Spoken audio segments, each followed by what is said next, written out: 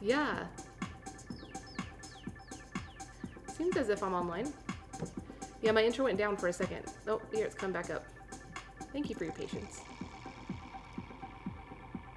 I'll just do a little dancing in place.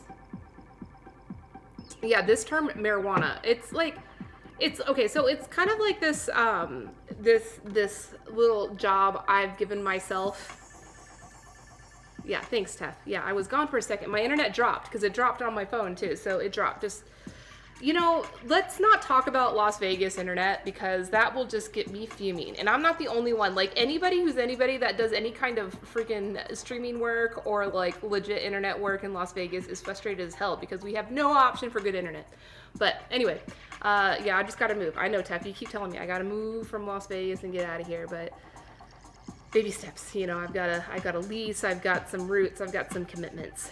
Okay, so this term marijuana is very similar to this little fight that I have going on within myself, and also trying to find the ways to communicate with the community and with the public about certain terms, their meanings, the history of those terms, and why we should adopt better, more appropriate terms. So, there is background on marijuana being an offensive term coming from an offensive place. And I understand it's a common term that everybody knows what it means. But I have, and myself put in the practice of trying to not use that term, even though it's what people, so it's kind of like you guys. Speaking of you guys, like, on Twitch, it's like every single streamer uses that when addressing chat, which, duh, we all know you guys is a common term for non-gender specific addressing people, but I'm not a guy.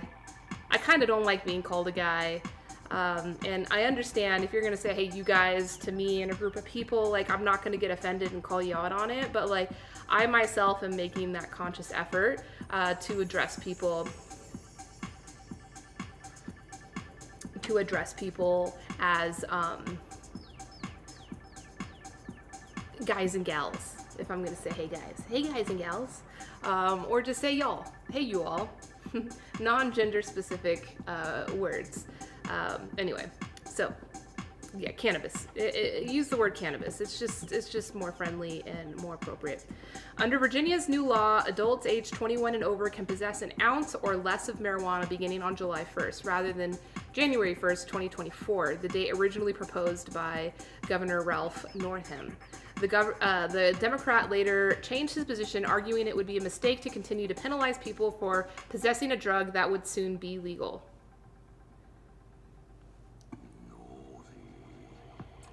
Tef, so you're saying that you address people as you guys, or do you address people as you all or y'all? But yeah, so like I've made it like my own personal mission on Twitch to normalize the culture of like getting rid of the word you guys. And like some of the streamers actually use the word boys. Like, hey boys, like that's how they address chat, especially when they have like a big community. That's really bad. That makes me feel real crummy. It's like, this is not a welcoming place for me. And I'm sure like other women that are part of those communities don't feel the same way, but maybe they do. They just haven't been like given the opportunity to feel that way. So yeah, I want to like normalize it on Twitch in like a very like non-abrasive, non-aggressive, just like restorative cultural way that there's terms like that, even like chick or... Oh, you say welcome in, guys, girl, beyond and between. Well, there you go. That really covers all the bases. That's really good because, yeah, now there's, we have to be mindful that some people don't identify with either guy or girl. And that's fine. And we don't need to know why. We don't need to ask questions about it. Just accept it. Accept someone's truth. I like that statement. That's a very, like, non-specific, welcoming way to greet people, Tef. Good job. Good job. I wish that more people on Twitch would do that. In time. We gotta just keep planting the seeds and just keep doing it. Okay, so this is important. The article is finally getting to the thing about how this affects certain people. Lieutenant Governor Justin Fairfax, also a Democrat, broke a 2020 vote tie in Virginia's Senate to pass the bill. No Republicans supported the measure. Okay, that's fine. Democratic House Delegates Speaker Eileen Filler-Corn hailed the plan. Today, with the governor's amendments, we will have made tremendous progress in ending the targeting of black and brown Virginians through the selective enforcement of marijuana prohibition by this summer. All right, so there it is. There's the keywords. So, marijuana is used as a tool for profiling and targeting certain criminals.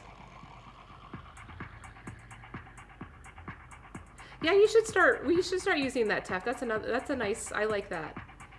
I like that intro. It's a very good one.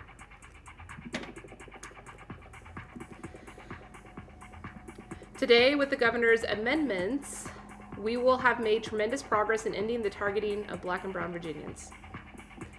That's it. That's the heart of this problem. Republicans voiced a number of objections to what they characterize as an unwieldy, nearly 300-page bill. Several criticized measures that would grant licensing preferences to people and groups who have been affected by the war on drugs and make it easier for workers in the industry to unionize. Senate Minority Leader Tommy Normant also questioned Norham's motives. You know, I really don't want to look too deep into the politics of this.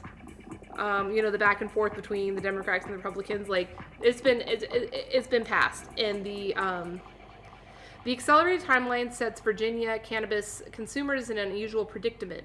While it will be legal to grow up to 4 cannabis plants beginning July 1st, it could be several years before the state begins licensing recreational cannabis retailers. And unlike other states, the law won't allow the Commonwealth's existing medical dispensaries to immediately begin selling to all adults. And this is a common issue. So when you hear a state has legalized cannabis, it doesn't mean tomorrow you can go out and buy some legally. There's still a lot of work that has to be done to write the laws and to license and to distribute those things. So yeah, Virginians 21 and older should be able to purchase and retail cannabis products.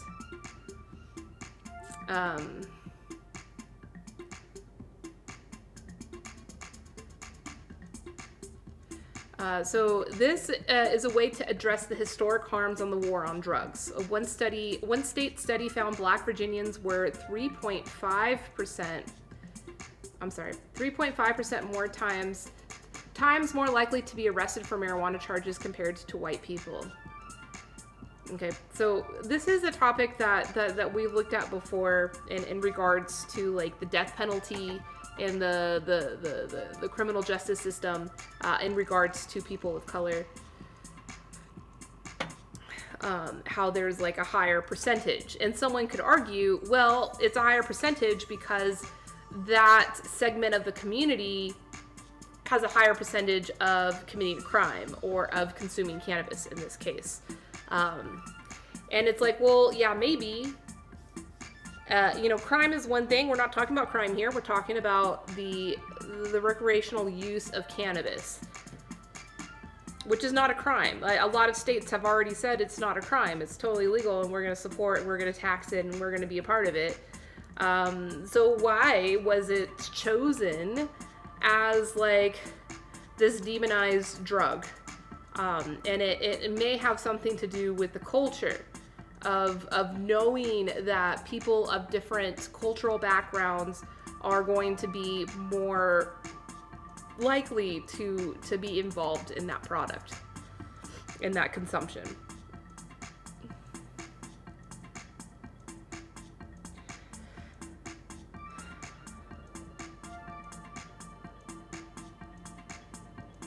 It says those trends persisted even after Virginia reduced the penalties for possession to a $25 civil fine. So that means, right here, so you read this part. Am I on? I'm not even on. I'm so sorry. I keep cutting the article on you guys. So the state reduced the penalty to say, okay, it's not as bad as a crime, so we're going to reduce the penalty, but it can still be used as a tool to profile, right? Oh, I smell cannabis, therefore I have the right to go search. I have the right to go check out what's going on. And then the likelihood of, I don't know, I'm not going to get into that, but like that's it. It's just a tool for law enforcement to profile and single out, okay, we're going to go look deeper into this person, versus if, they don't smell cannabis on you, then they don't have like a reasonable cause. So that in itself, even though the penalty is not that bad, like that in itself is an issue as well, which is why a lot of these states and activists are saying, like, we just need to legalize it all together, because then law enforcement can't use it as a tool to profile. New York and New Jersey also focus on addressing those patterns when governors in those states signed laws to legalize recreational marijuana this year. Cannabis. Norham's proposal set aside 30% of funds to go to communities impacted by the war on drugs, compared to 70% in New Jersey. Another 40% of Virginia's revenue will go towards early childhood education, with the remainder funding public health programs and substance abuse treatment. So they're finding ways that, in the business, money is going to get made, taxes can be paid on it, what is going to be the best use of it. And so, yeah, education, and then trying to make up for lost time with helping mobilize those communities that were targeted with this war on drugs. And certainly there still is a war on drugs, but the public and the politicians are starting to realize that cannabis can no longer be used as a tool in that war. There certainly are very dangerous drugs that are the foundation of very dangerous business that we certainly do need to address. And I do not have the answers to that, but I'm more than happy to hold the space for a discussion around it. Nor do I have answers around cannabis, but I just wanted to bring up this topic today. And I found this other... Oh, here we go. Let's read this part. The bill specifies a category of social equity applicants, such as people who've been charged with marijuana-related offenses or who graduated from historically black colleges and universities. Those entrepreneurs will be given preference when the state grants licensing. So another way that they're trying... Oh, that's funny. I can like change my shades that way. Another way that they're trying to compensate for that marginalization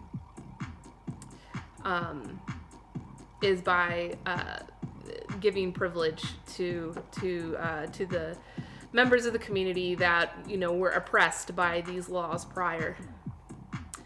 Mike Thomas, a black hemp cultivator based in Richmond who served jail time for cannabis possession, said those entrepreneurs deserved special attention. Thomas said he looked forward to offering his own line of organic craft cannabis. Awesome. Being that the arrest rate wasn't the same for everyone, I don't think the business opportunities should be the same for everyone. So interesting. All right. So I then went on Google to look up historically, culturally, the background on this. And I found this like really cool article published in 1968. 1968, y'all. That's a long time ago. So like this article that earlier I just read to you, or read with you, is from today, 2021. This is published in the Villanova University School of Law Journal, 1968. Marijuana and the Law, the constitutional challenges to marijuana laws in light of the social aspects of marijuana use, right? So this stuff is not new. It is like well thought out. It is well documented. I have a friend actually who is one of the top scholars on this topic. I did the Peace Corps with her, Emily Dufton. She's written two books on it. How, the war, look at that. The war on drugs was actually, a profiling tool. Sorry, my overhead cam. I didn't see that earlier. Oh, well, I don't know if it's going to stay up. Not right now. I'll fix it later. So let's just dive. This is a big article. I don't think that I'll get through the whole thing today. I definitely won't get through the whole thing today, but I'll just like briefly go over maybe even just the intro, just to kind of get an idea of what the thoughts and what was being documented from 1968 on this topic. In order to effectively evaluate the various constitutional challenges which can be raised with respect to the federal and state laws prohibiting the use and possession of marijuana, it is important to understand the nature of this drug, its historical and present usage, and the present laws which are used to control it. No attempt will be made in this comment to resolve the current extensive debate over the harms and desirable uses of marijuana, except as is necessary in relation to the constitutional challenges. Okay, so let's not look at the description of marijuana. That's okay, we got it. We know what it does to us. All right, so look at the history of the usage. This is interesting. Prior to the passage of the Marijuana Tax Act in 1937, marijuana was used only to a negligible extent by the medical profession as a treatment for coughing, tuberculosis, rheumatis, asthma, and venereal disease. Interesting. See, they say self-medicate. The 1937 Act and subsequent regulations have eliminated almost all medical use of marijuana.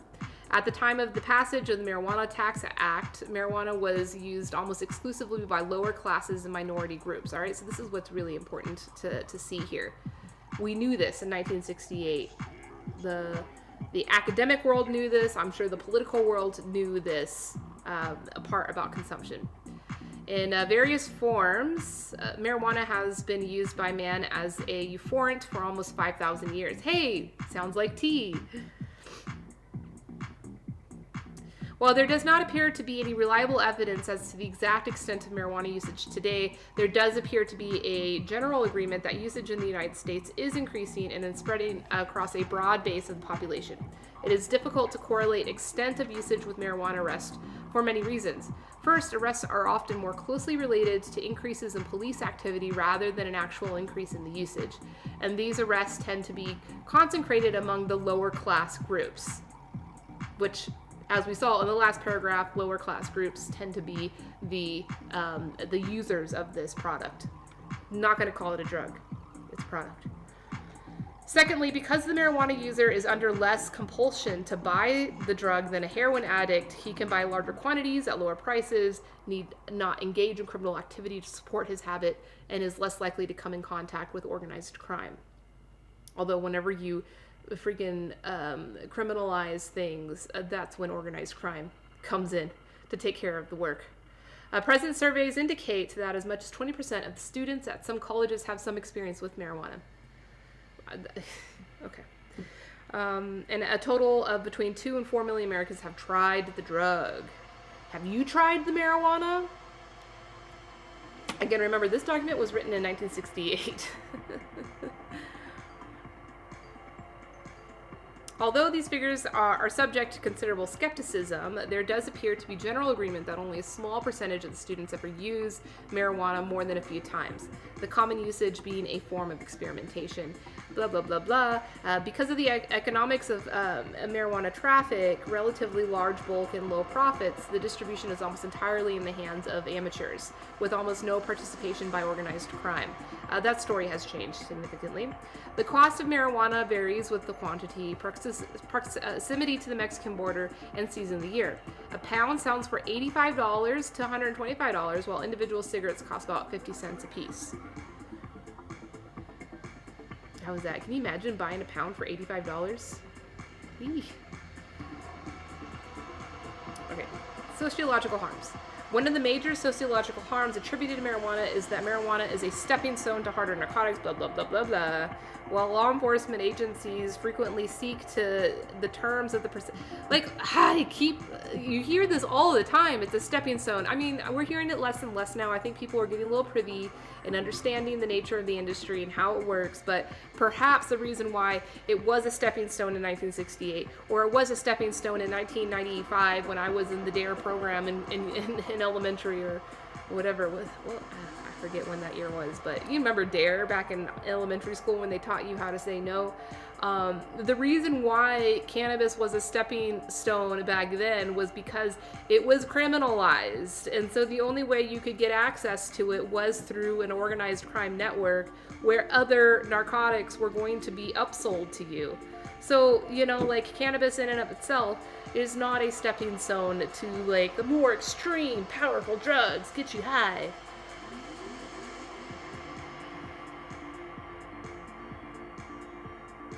When this progression from marijuana to hard narcotics does occur, it does not stem from anything intrinsic to marijuana, but is due to particular social aspects of its use. Oh, okay. All right, this guy's privy. In America today, the social and legal stigmas attached to both heroin and marijuana throw the users together, and the marijuana users may develop favorable attitudes towards heroin use. Thus, the person who became a regular marijuana smoker can be on his way to heroin addiction.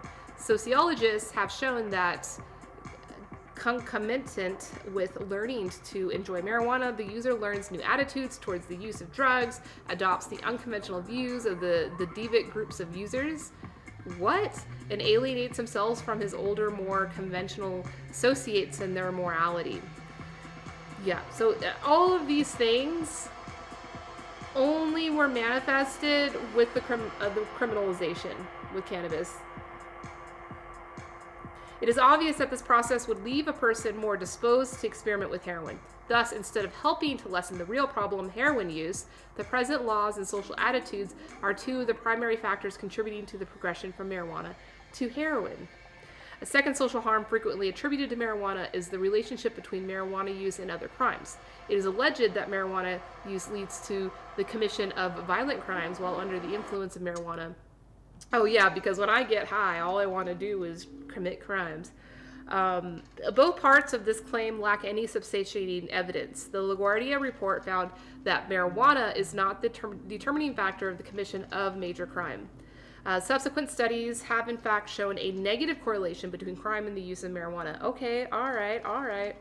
Arrest statistics indicating that marijuana users have criminal records, and the first offense of many criminals is marijuana possession or use, reflect as most of the personality and environmental characteristics which may lead to marijuana smoking. But marijuana smoking, again, cannabis smoking has been established as a source of other antisocial acts which sometimes appear on a user's police record.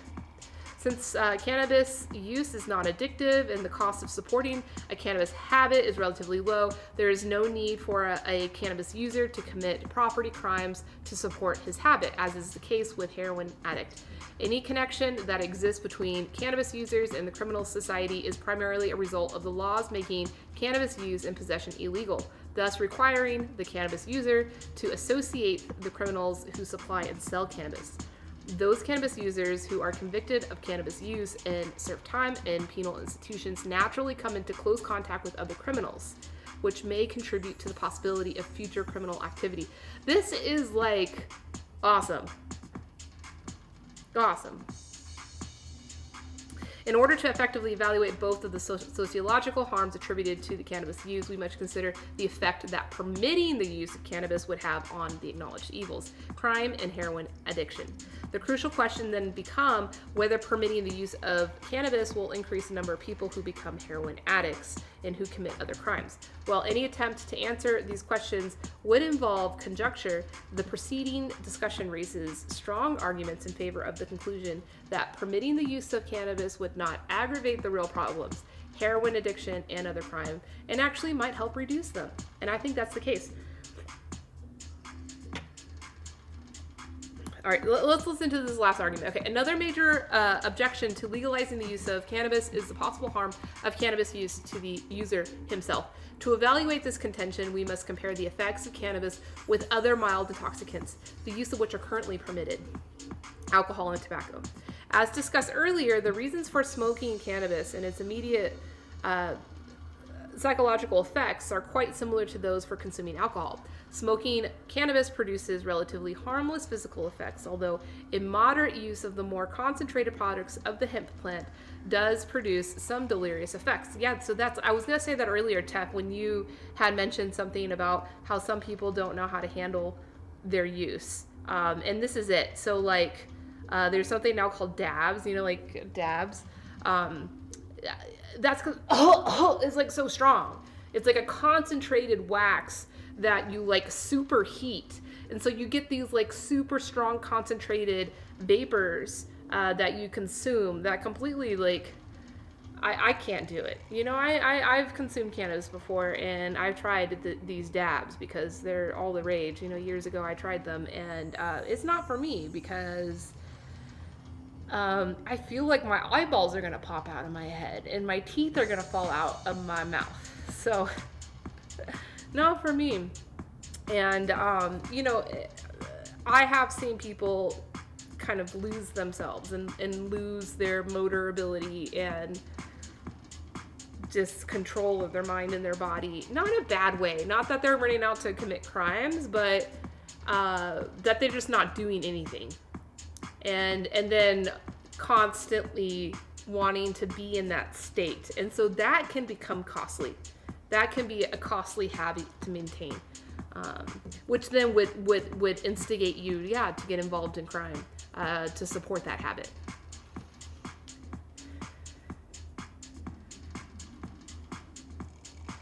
Yeah. All right, so I wanted to look at a case study, which I heard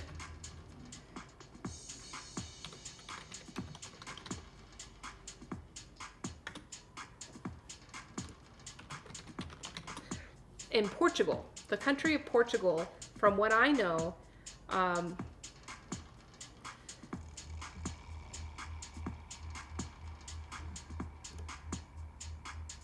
this article is from 2017 from The Guardian. Since it's decriminalized all drugs in 2001, Portugal has seen dramatic drops in overdoses, HIV infection, and drug-related crime. Right, so here's a case study of it actually working. There is a Wikipedia page. Maybe I'll just look at that. Even though, I know I don't like to really rely on Wikipedia all the time, but maybe just for this case. The drug policy of Portugal, informally called Drug Strategy, was put in place in 2000 and came into effect in July 2001.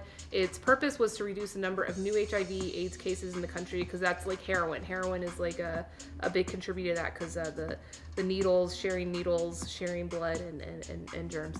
It's estimated that around half of new cases come from injecting drug use.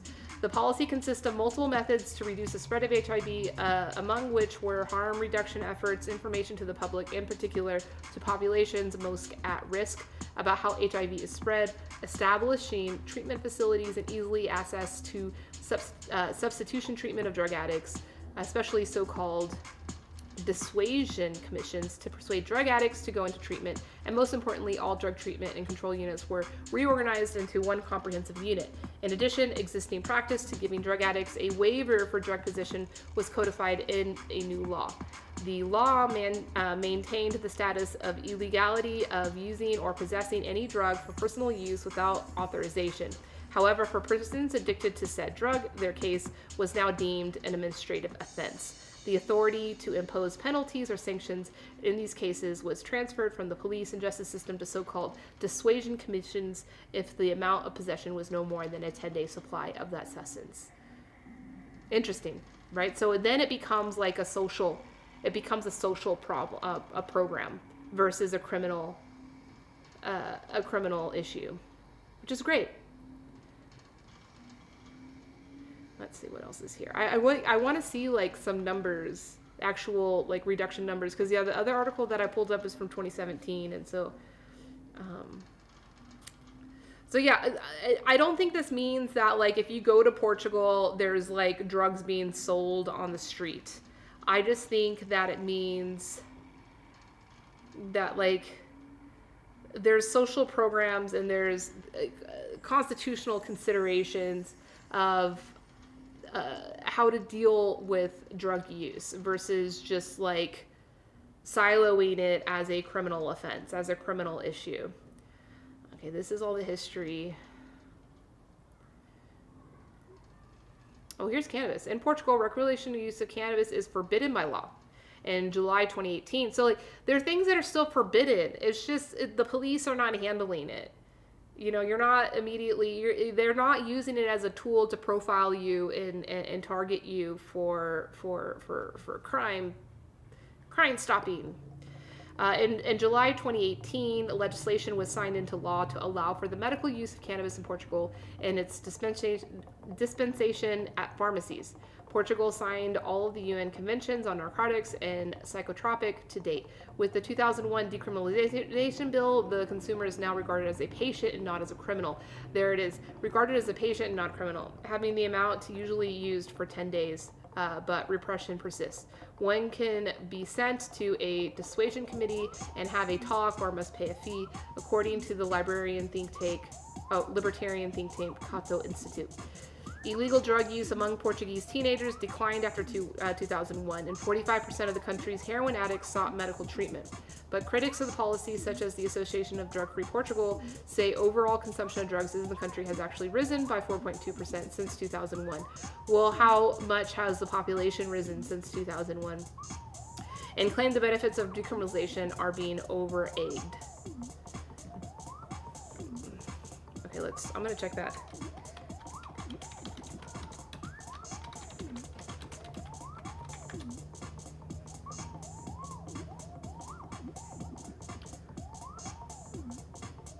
So it was 10.3 million in 2001. Oh, there's even less people. Oh, interesting. How does that happen? The country really decreases in population?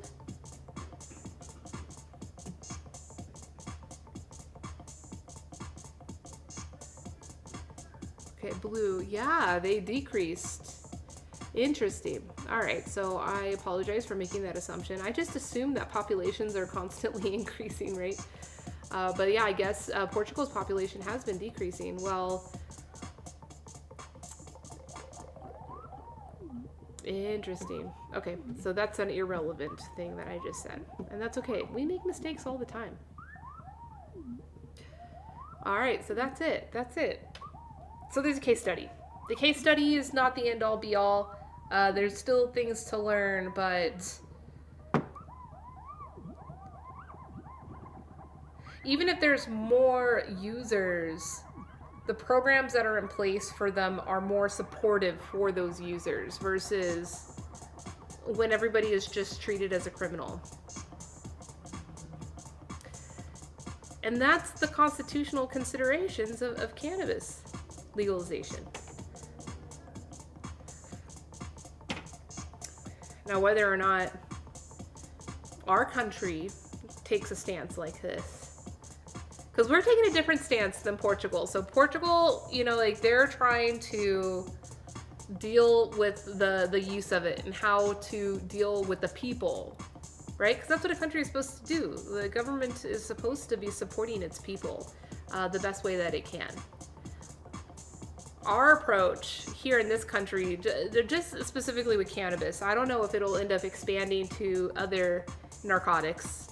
I know that there is some development, early stage development going on for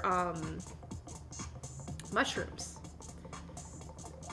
Not that mushrooms are legal. I think the state of Oregon was the first state to legalize psychedelic mushrooms. But that's deceiving. It doesn't mean that you go to the state of Oregon and there's street stalls of people selling psychedelic mushrooms for you.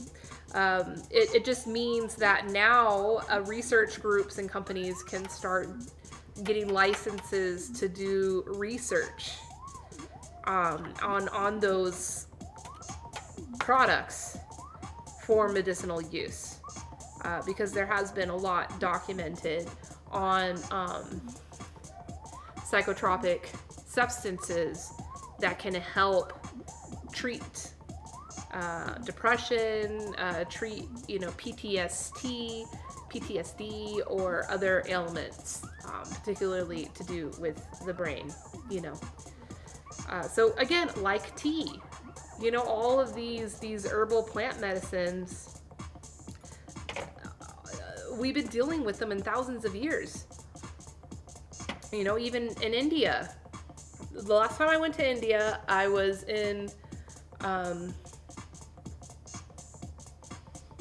searching for organic farmers of Ayurvedic herbs. So we were near Lucknow, which is in Uttar Pradesh. Very organic state. No tea growing there. It's just like organic Ayurvedic herbs industry. So like turmeric and tulsi and different spices. And so we went to this one farm, and there was like 10 acres of wild cannabis growing. And he was like, oh yeah, that's just a weed. He called it a weed. He's like, don't worry about it. We have to clear that to plant. Like, none of it was like flowering, so it wasn't like valuable cannabis. Although I did find a flower. But it was just naturally growing. And, people there, even though like the recreational use of cannabis is frowned upon culturally, and it is officially illegal, like if you're caught possessing it, smoking it, selling it, like the police would have means to do something about it. But it just grows, and it is used for medicinal purposes. It's a big part of Holi, which happened last week. Holi celebration, the color throwing celebration that they do. They will juice the cannabis plant and make like a drink out of it, like a milk-based drink. Which I'm sure helps the body process more of that THC, and it does give you a psychoactive effect from it. And it's a part of the holiday, and it's a part of that activity of like coming close with the family and having fun with the family. So with that, I'm gonna sign off. I've got my meeting starts in 14 minutes, and it's downtown, so I've got to go. But this has been a great conversation. I've really enjoyed this, and I look forward to 420. Maybe I'll do a stream. What is 420? And 420 is a weekend. No, it's a Monday, right? That's a Monday. So dignified hospitality. All related. Oh no, that's on a Tuesday. Oh, that's an art stream. Oh, how fun is that? Oh my goodness. That's the Get Fried stream. Well, I'll have to make sure that the art boys are in the studio. And yeah, I'll talk in more depth about the legalities around hemp specifically, because that is one thing that on a federal level, the Farm Bill has completely legalized the growing and the selling of industrial hemp, which is related to cannabis. It's not psychoactive. It doesn't have the THC that, makes you high. Perhaps we'll also talk about THC as well. But yeah, 420, that'll be the day. I hope you all have a wonderful night. You rest well, drink lots of water, and I will be seeing you tomorrow for Tea Talks. See ya. Let's see, Twitch, how we doing?